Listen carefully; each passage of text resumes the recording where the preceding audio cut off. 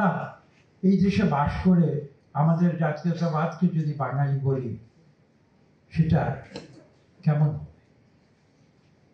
সেটা কি সঠিক হবে? সেই জন্যই কিন্তু প্রতিবাদ হয়েছে। এবং শহীদ প্রেসিডেন্ট জিয়া রহমান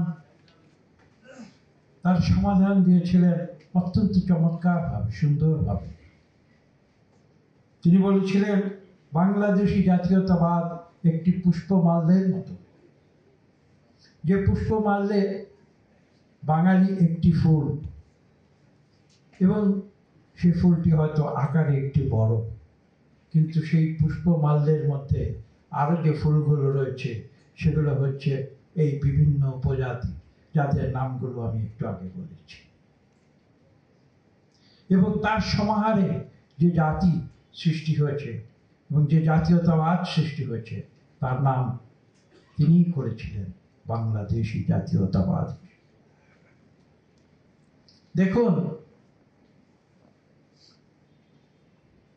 শহীদ প্রেসিডেন্ট জিয়া রহমানের পরেও কিন্তু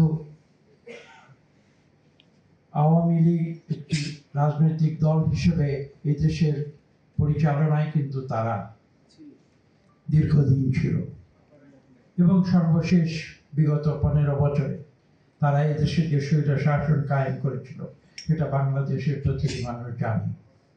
কিন্তু আমি এখানে যে কথাটি বলতে চাই, তারা বাংলাদেশি জাতীয়তাবাদ হিসেবে বাংলাদেশের জাতীয়তাবাদকে চিহ্নিত করার পরেও, দীর্ঘদিন দেশ শাসন করার পরেও, তারা কিন্তু বাংলাদেশি জাতীয়তাবাদের কোনো পরিবর্তন আনতে সক্ষম হয় নাই।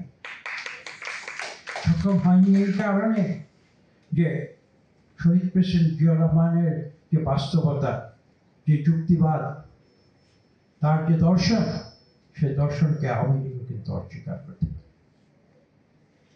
আমি পাশাপাশি অন্য একটি উদাহরণ দিচ্ছি।